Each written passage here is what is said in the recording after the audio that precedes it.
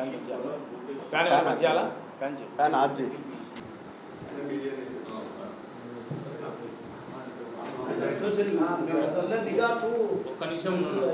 ఇంకేమన్నా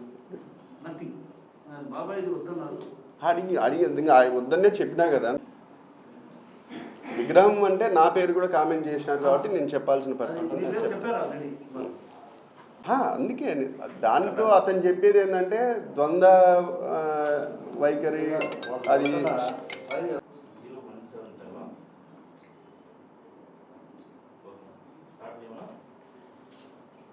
వాదనలు మామూలుగా కోర్టులలో జరుగుతూ ఉంటాయి. ఇది 2018 డిసెంబర్ 27వ తేదీన మా ముఖ్యమంత్రి వారు నారా చంద్రబాబు నాయుడు గారు ఎం కంబాల్దిన దగ్గర శంకుస్థాపన చేయడం జరిగింది. ఆ రోజు ఒక్క ఛాన్స్ అనే నినాదంతో 2019లో గవర్నమెంట్ ఏర్పాటు చేసుకున్న తర్వాత జగన్మోహన్ రెడ్డి గారు ఎక్కడ చంద్రబాబు నాయుడు గారికి మంచి పేరు వస్తుందని దాంతో భాగంగా జమ్నోడ్ నియోజకవర్గంలోనే స్థలం మార్చడం జరిగింది. ఎవరు క్రెడిట్ చోరీనో ఇప్పుడు మీరే చెప్పాల, మీడియా మిత్రులు కానీ విలేకరులు కానీ. స్థలం మార్చినారు. ఆ రోజు జగన్మోహన్ రెడ్డి గారికి గుర్తుందో లేదో కానీ ఎలక్షన్ చివరి 6 నెలల ముందు శంకుస్థాపన చేస్తే చిత్తశుద్ధి ఉంటుందా? ఎలక్షన్స్ అయిపోయిన 6 నెలలకే నేను శంకుస్థాపన చేస్తున్నాను, నాకు చిత్తశుద్ధి ఉందా అని చెప్పడం జరిగింది. ఎలక్షన్స్ 2019 డిసెంబర్లో 27న ఆయన డిసెంబర్లో ఎప్పుడో శంకుస్థాపన చేయడం జరిగింది. దాదాపు 4 సంవత్సరాల 6 నెలలు టైం ఉండింది. మరి మీరెందుకు దాన్ని త్వరగతిగా పూర్తి చేయలేదు? ఒక్క అర్ధ మీటర్ అయినా స్టీల్ని ప్రొడక్షన్ ఎందుకు తీసుకొని రాలేదు? ఉపాధి ఉద్యోగ అవకాశాలు ఎందుకు కల్పించలేదు? ఊరికే ప్రతిపక్షంలో ఉన్నాం కదా అని ప్రతి విషయంలో క్రెడిట్ చోరీ అనేది. సోలార్ ప్రాజెక్టు కడప జిల్లాలో జమ్నోడ్ నియోజకవర్గంలో 750 మెగావాట్ల ప్లాంట్ని దాదాపు 5 ఏళ్ళు పని చేయలేదు. పర్మిషన్స్ ఉన్నా కూడా కంపెనీలు రెడీగా ఉన్నాయి. Spring energy, అయానా energy, Adani energy అని 3 కంపెనీలు. అదేవిధంగా సేల్ అనే కంపెనీ రికార్డు స్థాయిలో లోకేష్ బాబు గారు మొన్న ఓపెనింగ్కి వచ్చినారు. ఆ కంపెనీ అక్కడ కూడా సేమ్ ఇదే జరిగింది. 2023 డిసెంబర్ 23లో వాళ్లకు పర్మిషన్స్ వస్తే సంవత్సరం పాటు వాళ్ళని అడుగు పెట్టనీయలేదు.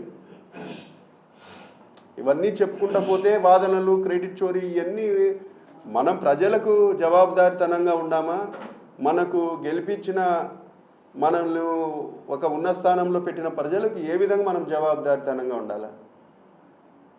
ఈరోజు ప్రతి విషయంలో పదే పదే మేము అధికారంలో ఉన్నప్పుడు అభివృద్ధి ఏం చేస్తున్నాము, సంక్షేమం ఏం చేస్తున్నాము, ప్రతిరోజు ప్రజల్లో ఉండి చెప్తానే ఉన్నాం మన పరిస్థితి ఏంది, ఎందుకు ఇంత కమిట్మెంట్గా పనిచేయాల్సి వస్తుంది అని. మందికి ఉద్యోగాలు, నువ్వు ఎంత ఒకవేళ 1 మీటర్ స్టీల్ తీసినావా, ఉద్యోగ ఉపాధి ఇచ్చింటే ఎవరికి ఇచ్చినావు? పేర్లన్నా బయట పెట్టమనండి. షోపుటప్కే శంకుస్థాపనలు 2 సార్లు 3 సార్లు చేసినారు. గతంలో పట్టించుకోలేదు. పులివెందుల సంబంధించిన వాళ్ళ క్యాడర్కి అన్ని నియోజకవర్గాలలో ఉద్యోగాలు ఇవ్వాలా, జమ్నోడ్ కానీ, ప్రొద్దుటూరు కానీ, కమలాపురం కానీ వీళ్ళందరికీ ఉద్యోగాలు ఇవ్వాలంటే వాళ్ళకు బాధ. పులివెందుల వాళ్ళకు ఈ విధంగానే వాళ్ళు పాలిటిక్స్ చేసుకుంటూ పోతున్నారు. 7 నియోజకవర్గాల నుంచి ఎంపీ ఓట్లు వేయించుకుంటారు. పనిచేసే దగ్గరికి వచ్చేకల్లా పులివెందుల.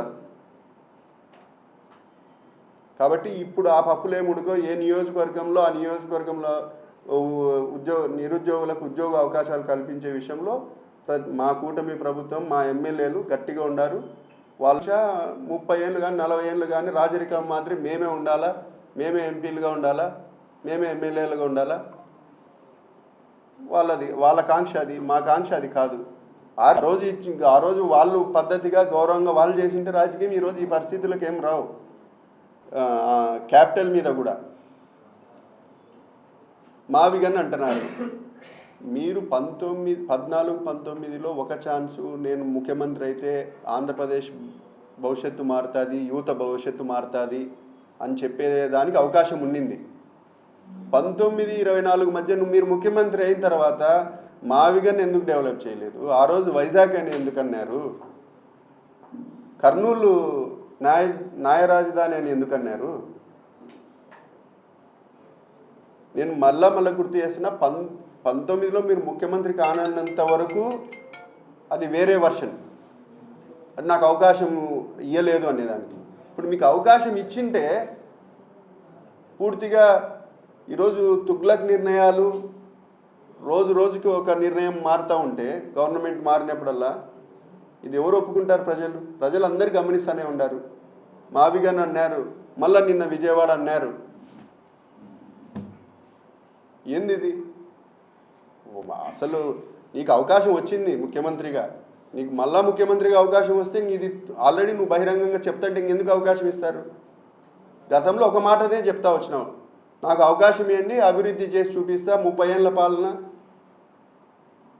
రామరాజ్యం తీసుకొని వస్తా, రాజన్న రాజ్యం తీసుకొని వస్తా అని చెప్పినావు. 5 ఏళ్ళు నీకు అవకాశం ఇస్తే ఆ రాజన్న రాజ్యాన్ని, రామరాజ్యాన్ని అన్నీ చూసినాం కదా. ఇప్పుడు ఏముంది? కొత్తగా ఏముంది చెప్పండి? మళ్ళీ అవకాశం ఇచ్చేదానికైతే రెడీగా లేరు ప్రజలు. విగ్రహం పెట్టింది మా కుటుంబమే, పెట్టిన చేతులతో కూల్చాల్సిన అవసరం ఏం లేదు.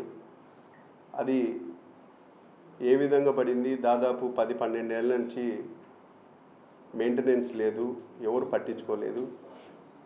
ఏ రోజు వచ్చి గత నాయకులు సుధీర్ రెడ్డో ఇంకొకరు 1-2 సార్లు దండేసిన తర్వాత, ఎందుకంటే వాళ్ళు ఎమ్మెల్యేలు అయినారు, వాళ్ళు వైఎస్ఆర్సీపీలో ఉన్నారు, మాకు రాజశేఖర రెడ్డి మీద అభిమానంతో, పెద్దల మీద అభిమానంతో మేము అక్కడ పెట్టుకోవడం జరిగింది. వీళ్ళు ఎమ్మెల్యేలు అయినా కూడా, వైఎస్ఆర్సీపీ ఇన్ఛార్జీలు అయినా కూడా వాళ్ళ ఊర్లలో పెట్టుకోరు. రామ్ సుబ్బారెడ్డి రాజశేఖర రెడ్డి చనిపోయినప్పుడు డైరెక్ట్గా యాటలు కోసుకొని డిన్నర్ చేసుకున్నాడు. ఈరోజు ఆయనకు ఏందో రాజశేఖర రెడ్డి మీద అభిమానం ఉన్నట్టు, ప్రేమ ఆప్యాయతలు ఉన్నట్టు ఇవన్నీ మాట్లాడుతూ ఉన్నాడు.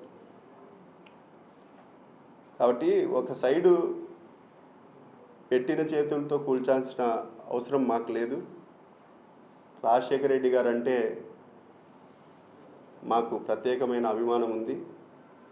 కాబట్టి ఆ పరిస్థితి అది ఏ విధంగా పడింది, మెయింటెనెన్స్ లేకనా గాలికి పడిందా అనేది మేము కూడా పోలీసు వాళ్ళను అడుగుతున్నాం. ఒకసారి ఎంక్వైరీ చేసి చూడమని కూడా ఈ సందర్భంగా తెలియజేస్తున్నాం.